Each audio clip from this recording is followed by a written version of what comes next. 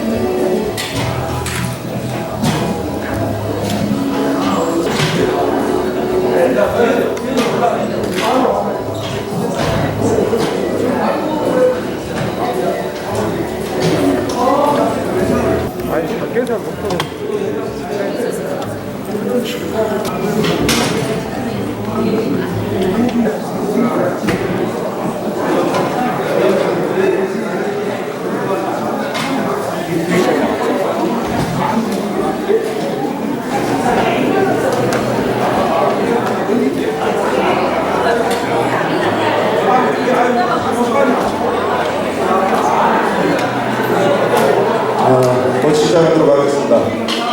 앞에 로비에 계신 분들께서는 행사를 시작할 예정이니 들어오셔서 좌정해 주시기 바랍니다.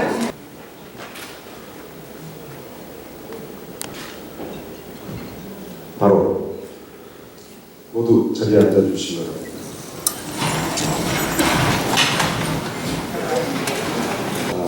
당시 저기 보셨다시피 지하 베스트셀러로 유명했던 아주 가국민 등반객의 최초 기록이라고 할 수 있습니다. 전면 중복하는 리까지 그 경과를 간단한 영상물을 통해서 여러분 보시면서 그걸로서 일부 보고회를 시작하도록 하겠습니다. 5.18 민주항쟁이 발발한 지 5년이 지나도 국민들은 그 진상을 알지 못했다. 학살자가 권좌에 앉아있었기 때문이었다. 그해 5월 5.18 민주항쟁을 정면으로 다룬 최초의 백성. 죽음을 넘어 시대의 어둠을 넘어가 발간되었다. 초파는 인쇄 과정에서 2만 권이 통째로 압수되고 황석영 작가와 나병식 사장이 당국에 연행됐다. 그런 와중에 너무너무 초파는 표지 디자인도 하지 못한 채 백지 상태로 시중에 배포되었다. 수많은 사람들이 숨죽여감을 꺾고 밤새워 울었다. 5.18 진상규명 요구는 호언철폐와 더불어 87년 6월 민주항쟁을 이끌어내는 핵심 동력이 되었다.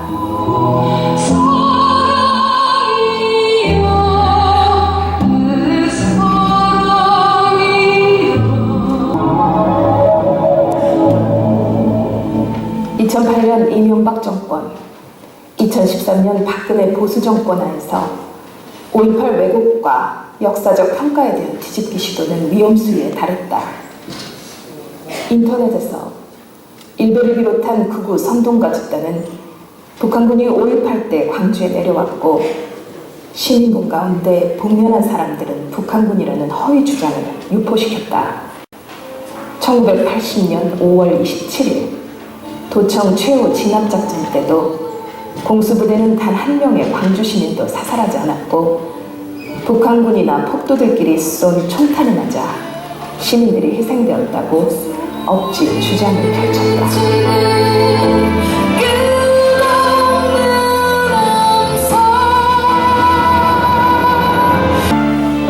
우리는 더 이상 침묵할 수 없었다. 2014년 1월부터 가명위원회를 구성하고 공무성금을 바탕으로 출간한다는 방침을 세웠다. 1878건의 증언 기록과 청문회 자료, 12.12와 5.18 재판 기록, 군전정 관련 자료, 미국의 비밀 해제 문서, 취재 기자들의 증언 등 수십만 페이지에 달할 만큼 방대한 자료를 바탕으로 전면 정보판 기록을 시작했다.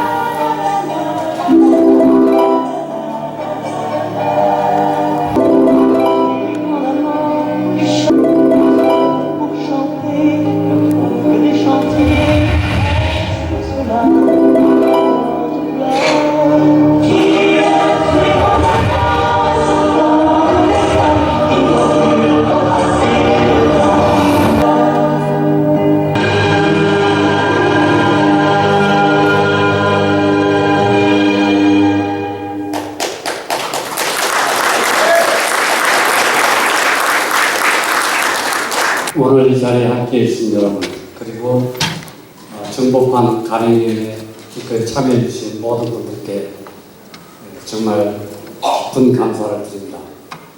80년 5월 항쟁이 일어난 지 37년, 그리고 초판이 발행된 지 32년이 지났네요.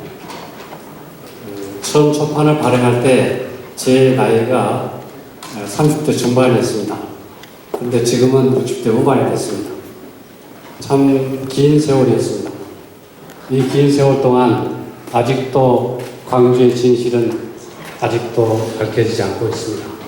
80여 명의 행불자가 아직도 규명되지 않고 있습니다. 우리들의 진실 규명 작업은 앞으로 계속돼야 한다고 생각합니다. 각층 너머너머에 대해서 언급할 수 있을 기회가 있을 때 꼭 세 분에 대해서 빠지지 않고 지금까지 32년 동안 말씀드려왔습니다. 이 책 나오기까지 많은 분들이 정말 순환을 감수하면서 자료를 모으고 그리고 없는 돈을 모아가면서 정말 피나는 노력을 했고 많은 분들이 참여해 주셨습니다. 이 책을 출간하는 출판사 그리고 작가 그리고 명의로 나오게 된 그 단체는 정말 감옥을 가야 되는 그런 각오를 하지 않으면 안 되게 됐었습니다.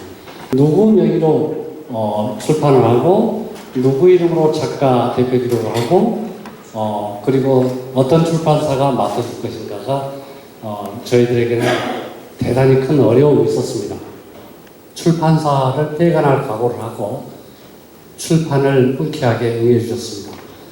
며칠 전에 나병식 동지에게 저희들은 그 감사패를 영전에 바치고 왔습니다만은 이 자리에 없는 이 고 나병식 사장에게 특별한 감사를 드리고요.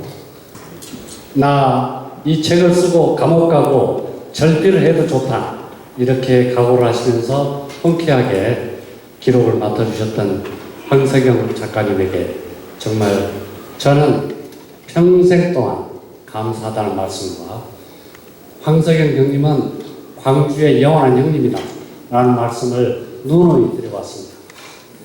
또한 이 책을 펴는데 어떤 편으로 할 거냐가 문제가 됐었는데 그때 전남 사회운동 현기에 의장을 맡고 계셨던 전기량 선생님께서 흔쾌하게 전사연 이름으로 내주겠다라는 말씀을 하셔서 저희들은 정말 그 감사함을 두고두고 잊지 않고 있습니다.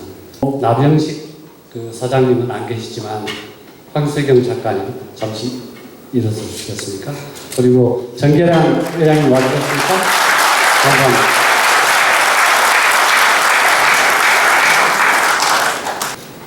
이번 그 3년 전부터 개정 정보판을 만들자고 동지들과 결의를 했을 때 참 그때는 시절이 참 어려웠습니다. 왜곡시키고 폄훼하는 그런 작태가 아주 공공연하게 자행되고 있었고 거기에는 그 뒤에는 국가 권력이 숨어 있었습니다. 그때 저희들이 이제는 더 이상 우리가 참을 수 없다. 이 책이 나오는 과정도 같이 해야 되겠고 더 많은 자료가 보완되기 때문에 광주 진실을 알리는데 정보판이 필요하겠다. 이런 결의를 했던 동지들과 또 저도 함께 이 작업을 3년 만에 이제 그 어려운 과정을 통해서 발간하게 됐는데요. 그 3년 지나고 보니까 세상이 많이 달라졌죠. 위대한 대한민국 국민들이 이뤄낸 촛불혁명으로 정말 촛불혁명이 가져온 성과가 아닌가. 광주 진실은 지금부터 진상규명은 다시 시작된다고 저는 생각합니다. 이 과정에서 열심히 참여하고 함께 고민하고 함께 좀 모든 것을 다 바쳤던 동지들을 제가 다는 아니지만 몇 분 호명을 할 테니까 김창중님, 소준섭님, 안종철님, 이재인님, 전용호님, 정용환님, 조봉우님, 최평진님, 그리고 광민회에서 이 책을 나오는데 정말 노고를 안 해주신 박시영님, 그리고 김민주님, 여러분 이분들께 뜨거운 박수.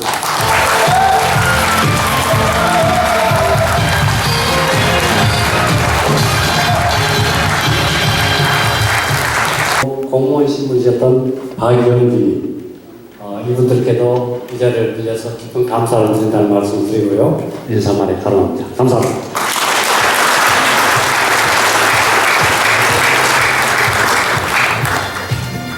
생각지도 못했던 그리고 전일 10층에 헬기 기관총 사격하는 일 발견된 일과 더불어서 촛불 시민주권혁명에 의해서 다시 하늘이 우리 민족의 손을 잡아주셔서 5월이 그리고 올 영년들이 저희들이 엄숙하게 임무를 부여하고 요청하고 있습니다.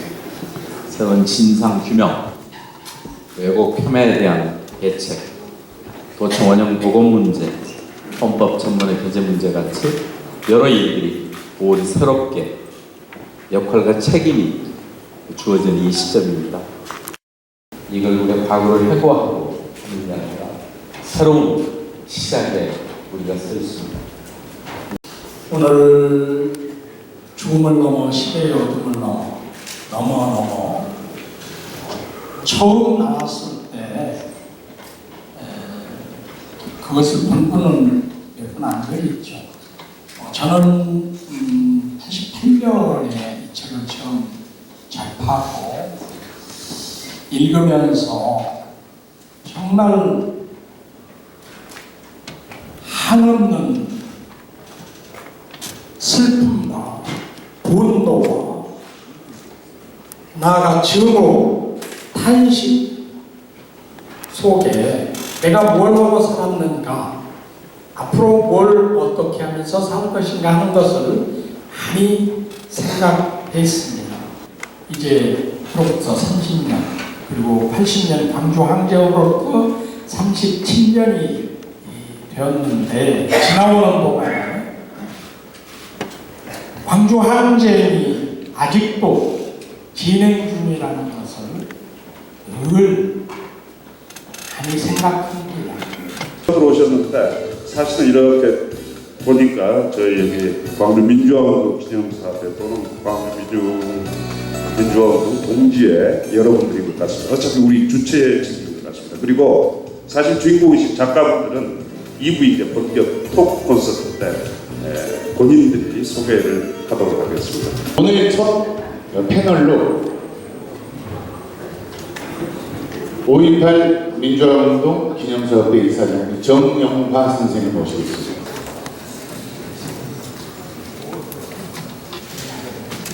반갑습니다. 초판을 기획하게 된 것은 제가 상무대 연창에서 많은 선배들을 도움을 받고 저는 일찍 출발했습니다. 말하자면은 거의 다 돌아가시거나 감옥에 가 있는 상황에서 너라도 빨리 나가서도 뒷전들도 해다오 이런 바람으로 저는 80년 10월 말 11월 초에 출간을 해가지고 나왔는데 한 선배님께서 흥분하지 말고 당시에 생산된 모든 자료를 모아서 네가 정리를 못하더라도 후배들이 정리를 할 수 있게 당시에 나왔던 여러 가지 업계기라든지 위인물이라든지 뭐 여러 가지 일기라든지 메모라든지 와 이런 말씀을 해주신 선배님이 다행히 계셔서 아하 내가 지금요 계속 시기하고 흥분하고 있을 때가 아니구나. 그래서 먼저 출간된 선배들을 모아서 자료를 모으기 시작했습니다. 그게 나중에 85년도에 첫판을 낼 때 보니까 사과박스 한 6개 박스 정도 아주 많이 모았었습니다. 그것을 당시에 이제 조양 그리고 이제 몇몇 후배들이 쭉 아주 정리를 했죠. 그래서 이제 그 사람을 이름으로 낼 수가 없어서 우리 황석영 선배님을 보고 해가지고 덤태기로 씌운 겁니다. 사과 박스로 여러 박스라고 하셨는데 이재희 선생이 자료를 준비하고 보관하고 하던 중간에 연행이 되고 구속이 되고 체포가 되고 이럴 땐 그 자료를 어떻게 보관하셨습니까? 그 자료는 저희가 81년도에 한참 자료를 모았는데 81년도에 아까 참석하신 우리 조봉 동지로 해서 아들 사건이 터졌습니다. 그래서 그 조언을 해준 박영규 선배한테 그 자료를 전부 맡기고 저는 또 잠수함을 탔죠. 우리가 정리를 못하더라도 또 후배들이 정리를 할 것이다.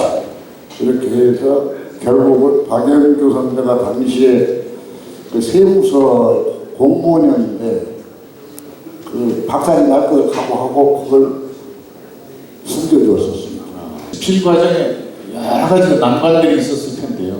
그 중에 뭐 대표적으로 생각나시는 소개 좀. 네, 여기 뭐 그 84년도 말에 그러니까 이 자료가 이제 저에게 넘어와가지고 사실 저는 그 이걸 생각할 때 그 영화 반지의 제왕이 생각이 납니다. 어떻게 이 자료가 나한테 넘어와가지고 나한테 이 미션이 주어졌을까? 물론 저도 선택을 했습니다만은 저 혼자 개인적으로 선택한 것은 아니고 그때 제가 막 결혼했었는데 저희 집사람하고 같이 이렇게 결단을 내린 거죠. 그 동의 없이 할 수가 없는 일 아니었겠습니까? 그 하다가 잡혀갈 수도 있고 그런 것인데 그걸 끝까지 완수를 그 반지를 불구덩이에다가 이렇게 던져 넣는 일이 그 아주 평범한 사람이지만 그 프라도라는 주인공한테 주어지지 않습니까?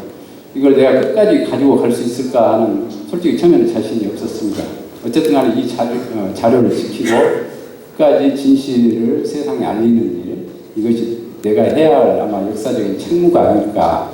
특히 그때 당시 이제 도청에 들어가서 같이 있었던 많은 분들이 돌아가신 것을 제 눈으로 직접 목격도 하고 그러다 보니까 다른 건 몰라도 내가 살아있는 동안에 이것 하나는 해놓고 가야겠다 이런 생각을 갖게 됐었죠. 그래서 자료를 뺏기지 않고 끝까지 이것을 인쇄물로 세상에 내놓는 것 이게 이제 제가 해야 할 가장 중요한 일이라고 생각하고 모든 것을 그걸 위해서 다 모든 생활을 그쪽에다 집중을 했었던 것이죠. 그리고 사실 이제 이번에도 마찬가지입니다. 이번 개정판을 이렇게 하면서도 저는 솔직히 초판 때보다 이번 개정판 때 엄청난 어려움을 당했습니다. 이게 이제 개정판 때는 이름을 내놓고 지금 작업을 하다 보니까 저에게 그 다가오는 이런 핍박이라는 것이 정말 감당하기 어려울 만큼 굉장한 그 압박으로 보면서 저를 개인적으로 비리 사건으로 몰아가지고 표적 수사를 하지 않는가 또 이메일 같은 것을 해킹을 해가지고 제 것을 막 전부 이렇게 뒤집어 버리는 겁니다. 그런 건가 또 제 파일을 가지고 전부 다 깨버리는 겁니다. 해킹이 들어가지고 그래서 이것을 이쪽으로 숨기고 저쪽으로 숨기고 내 나름대로는 그러면서도 이것을 공개를 해버리고 싶었는데 차마 공개를 할 수가 없었어요. 왜냐면은 공개를 하다 보면은 책 쓰는 것 자체가 진행이 안 돼버릴 것 같고 그래서 어쨌든 간에 책이 나오고 난 뒤에 이 사실을 공개를 하더라도 해야겠다 싶은 생각을 가지고 끝까지 좀 버텼던 그런 기억이 있습니다. 안에서 굉장히 스피디하고 처음 읽은 사람들 느낌이 다 그렇게 이야기를 합니다. 정말 그 하룻밤 사이에 대부분 다 읽었다. 그리고 이 책을 읽고 나서 내 운명이 바뀌었다. 뭐 이런 말씀들을 많이 하시는데 아시다시피 1985년이라는 상황은 우리가 많은 자료들을 접할 수가 없었죠. 그래서 주로 여기 많이 계십니다. 그때 취재를 제가 했던 분들이 많이 계시는데 중앙도청에서 끝까지 사람 남았던 분들, 그리고 총을 들고 마지막까지 항쟁에 참여했던 분들을 중심으로 해가지고 그분들의 이야기들을 모아가지고 이렇게 썼었죠. 그래서 자료가 굉장히 제약이 되다 보니까 일방적으로 광주 시민들의 입장만 이야기를 하게 됐었습니다. 그런데 이번의 경우에는 이제 그 뒤에 청문회랄지 재판이랄지 이런 것을 통해서 많은 자료들이 나오게 돼서 특히 군사 부분, 군인들이 했던 작전, 그리고 그 사람들이 그때 당시에 어떻게 움직였는가 하는 그런 부분들을 보완을 했었고요. 또 하나는 이제 제3자의 기자들이, 특히 외신 기자들이 이 사건을 어떻게 보았는가 그런 내용들을 객관적으로 입체적으로 좀 구성하는 데 포커스를 맞췄다고 할 수가 있겠습니다. 이미 첫 판이 나왔을 때는 그때 증언록이 없었고 이재 선배님께서 약 한 40여 명의 그 분을 증언을 했는데 그 이후에 약 1870여 건의 증언이 기록으로서 나와 있었습니다. 그랬고 이제 그 중에 그 중복된 기록이 있기 때문에 약 1,350여 명의 기록 1,800여 건. 그 기록을 저는 그 기록을 중심으로 집필을 했었습니다. 27일 날 새벽 4시에 비상이 걸리고 나서 시민군들이 앞부분을 방어를 하다가 뒤에서 공격이 들어온다 그러니까 뒷담으로 몰려 들어갔어요. 뒷담에서 방어를 하는데 그때 공수부대가 치고 들어오는데 이것은 그 정확하게 말하자면 너무나 생생하게 제가 들은 증언인데 그 시민군 여러 사람들이 뒷담에서 이렇게 총을 들고 방어를 하고 있을 때 개헌군들이 도청 뒷담의 골목을 통해서 공격에 들어오는데 이쪽에서 우리 시민분들이 공격을 하니까 위에 헬리콥터가 떠서 헬리콥터에서 로프를 타고 공수부대들이 내려오면서 총을 쏘면서 밑으로 진입해 왔다고 하는 증언이 있어요. 근데 로프를 타고 총을 들고 총을 쏘면서 내려오는데 총을 쏘면은 그 총에 반동이 있지 않습니까? 반동 때문에 타타타타타 하면서 총알이 약 180도로 흩어져서 나왔다. 그 총알 중에 한 방을 바로 그 2명의 우리 시민군 중에 한 사람이 대퇴부에 맞고 부상을 당한 이후에 사망을 했습니다. 그동안 공개되지 않았던 지난 1995년부터 7년 사이에 진행됐던 전두환 노태우 구속시켰던 재판이 있지 않습니까? 그때 수사 기록들이 그 가해자들의 행동들이 그때 어떤 것이었는가를 전부 낱낱이 조사를 해놓은 것이 있습니다.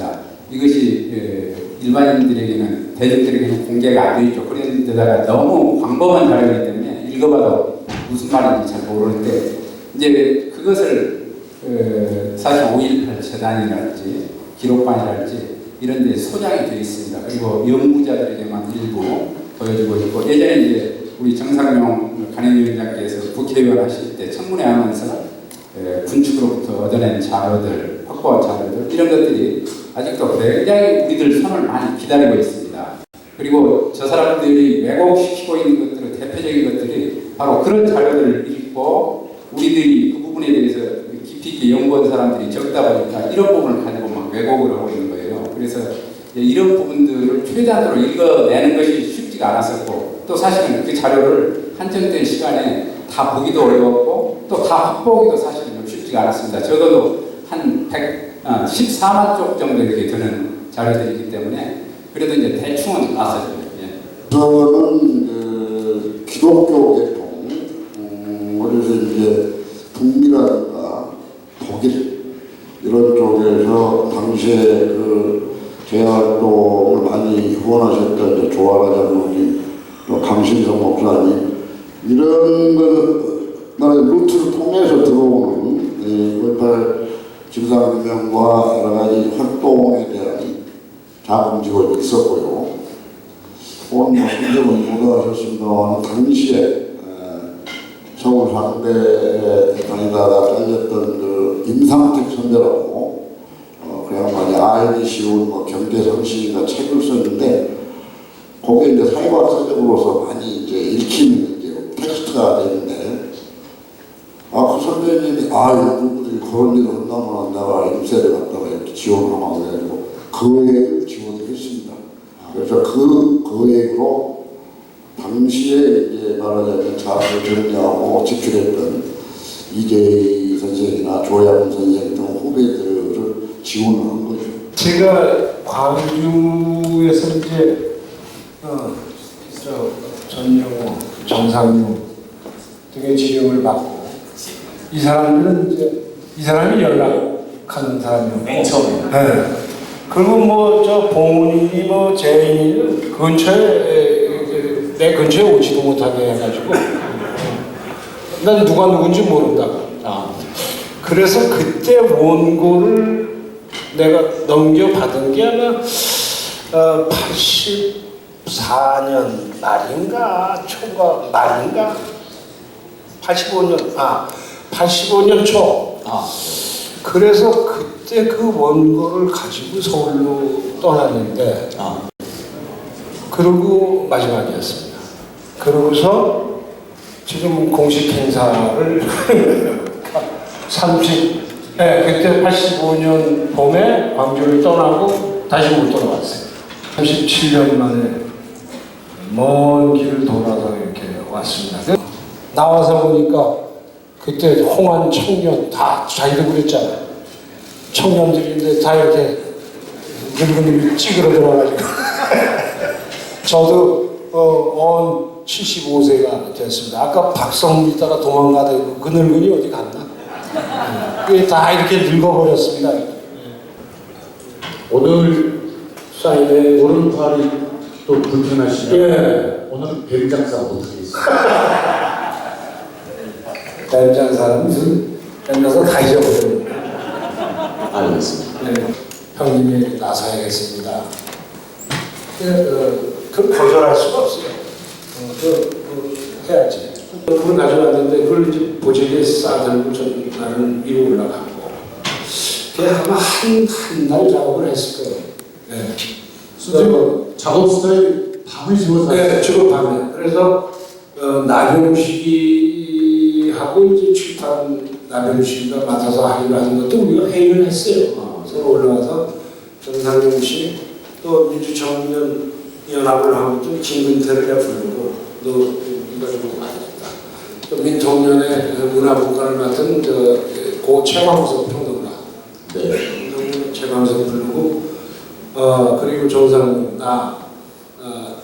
그리고 저 신동수라고 전국 불무원을 창립한 친구인데 당시에 이제 운동운동 전체 전국을 이제 뒤에서 이렇게 일하고 있었는데 그래서 이게 아마 유통과 뭐 이런 이걸 향후 책임하면 이걸 어떻게 유통하고 어떻게 이걸 책임을 누가 감당할 것이냐인데 뭐 1차적으로 책임은 나병식과 황석영의 책임을 지기로 하고 유통은 이제 세 사람이 알아서 강초에 보낸다. 종교단체 뭐 등등 이렇게 했는데 하여튼 제가 한 역할은 그 원고를 가지고 좀 재구성. 좀 이게 뭐냐면 다큐멘터리도 마찬가지지만 편집의 솜씨가 있어야 되거든요. 어느 부분에 자르고 어느 부분에 잇고 이렇게 해서 이게 정말 스릴 있고 박진감 있게 읽히는 거죠. 그래서 이제 소제목도 붙이고 이런 작업을 하고 거의 뭐 이거는 사실자료니까 제가 첨가하고 뭐 가감 첨삭할 이유가 없는 거예요. 제목을 줄 때도 그래도 이 광주에 여러 사람들이 이렇게 흔적이 있으니까 우리 지금 고1이 됐습니다만 문명은 선생이 시가 아주 좋은 게 있었습니다. 항쟁 당시에 시가 많이 발표가 됐어요. 그래서 그 중에 죽음을 넘어 시대의 어둠을 넘어라는 그런 그 시 구절이 너무 광주 항쟁의 분위기하고 맞아서 그 제목을 붙이고, 그리고 또 주변에서 최광석과 나병식이 김근태가 이거는 잡혔을 때 분명히 조사를 형님을 쪼일 거니까 형님이 직접 이걸 써야 된다. 그 지원도 우리가 그렇게 하니까 형님이 썼다고 하니까. 그래서 그 원고를 갖다 놓고 엎드려서 필사를 했어요. 2만 권을 계획을 했죠. 그래서 충무로에 있는 출판 인쇄소 하나 하고 다른 제2의 인쇄소를 또 하나 정했어요. 그래서 한 군데와 또 한 군데를 했는데 저쪽에 이제 잡힌 거예요. 찍다가 새벽에. 그리고 이쪽 거는 다 찍었어.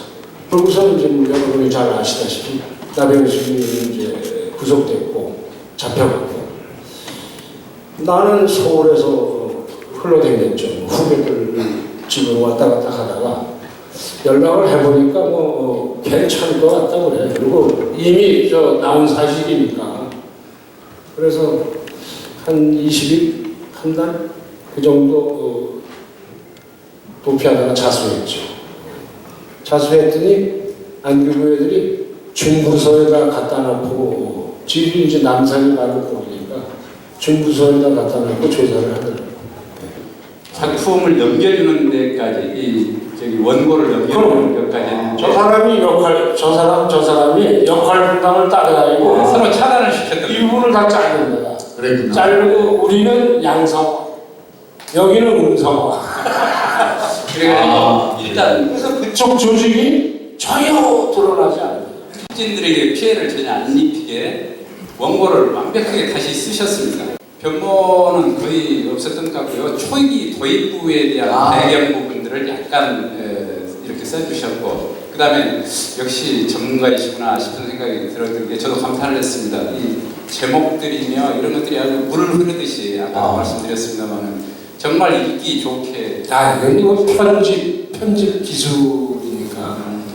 광주 항쟁이야말로 또 그것을 감당하고 희생하고 지금까지 그 의의를 지키기 위해서 애써온 광주 시민들이 없었다면 이런 책이 무슨 소용이 있겠습니까?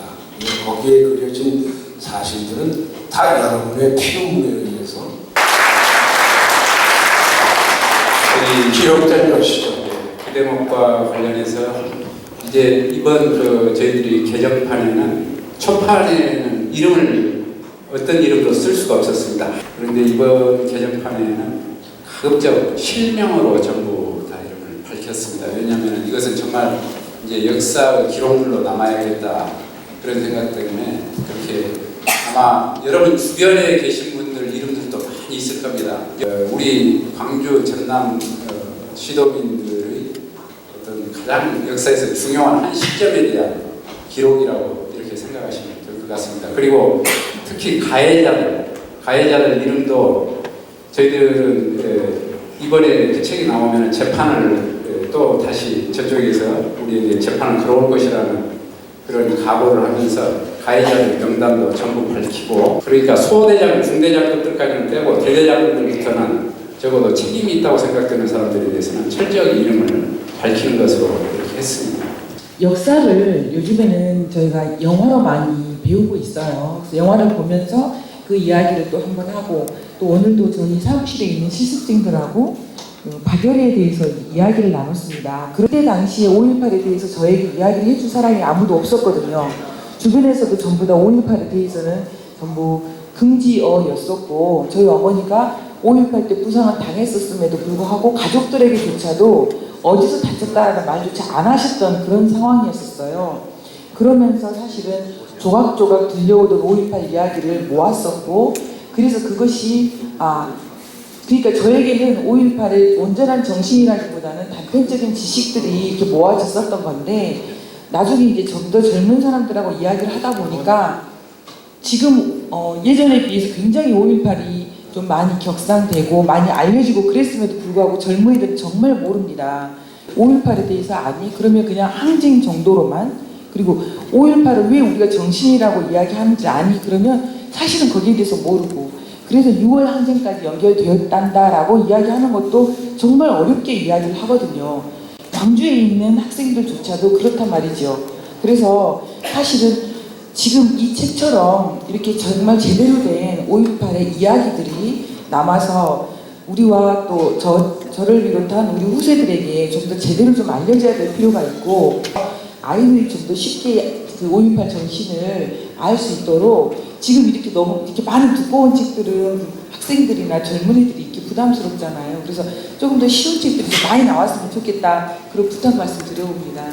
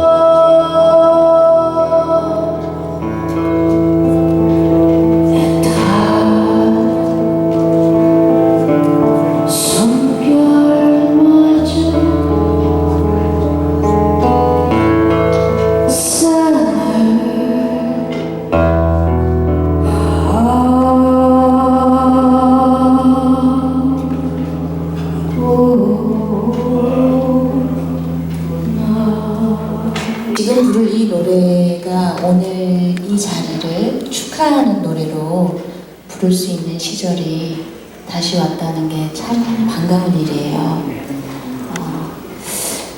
이 시절을 다시 되찾아오신 이 자리에 계신 여러분 한 분 한 분께 깊은 감사를 드리고 그리고 참 수고 많으셨습니다라는 말을 드리고 싶습니다.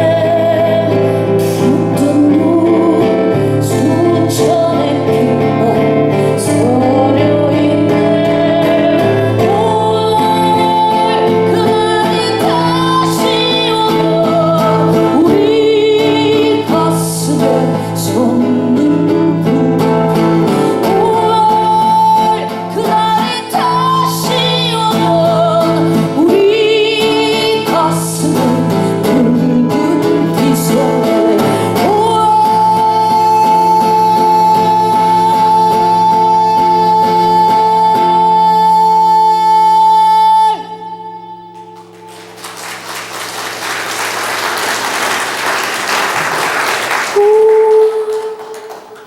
그날이 다시 오면 우리 가슴을 솟는